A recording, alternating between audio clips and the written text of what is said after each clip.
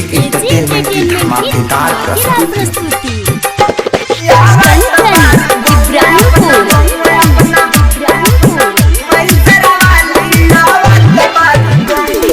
चढ़ते दशहरा देखो चंदा बिटोराता, माई मंदिरिया चुना पेंट से रंगाता, पूजा करेला सजत बाटे थाली, आवत बारी गौआ अपना माई शेरा वाली, आवत बारी गौआ अपना माई शेरा वाली, आवत बारी गौआ।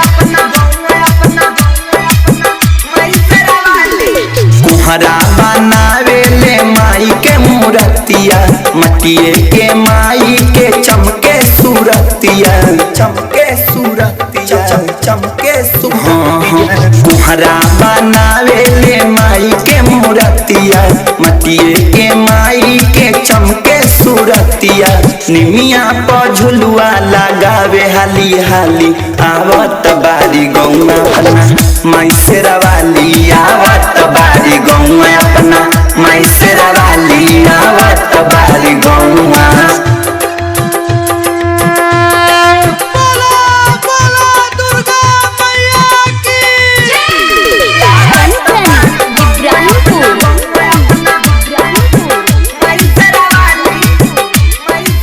आप सुन रहे हैं जीके म्यूजिक एंटरटेनमेंट की धमाकेदार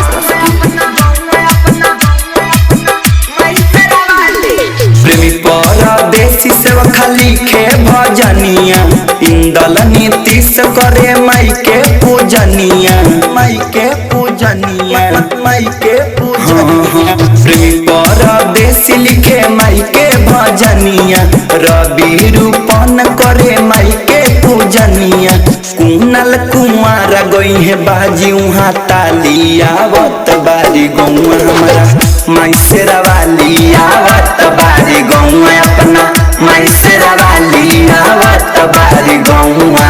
चढ़ते दशहरा देखो चंदा बिटोराता, माई मंदिरिया चुना पेंट से रंगाता, पूजा करेला सजत बाटे थाली, आवत बारी गौआ अपना माई शेरा वाली, आवत बारी गौआ अपना माई शेरा वाली, आवत बारी गौआ। तमाशा डिजिटल रिकॉर्डिंग स्टूडियो लखौरा।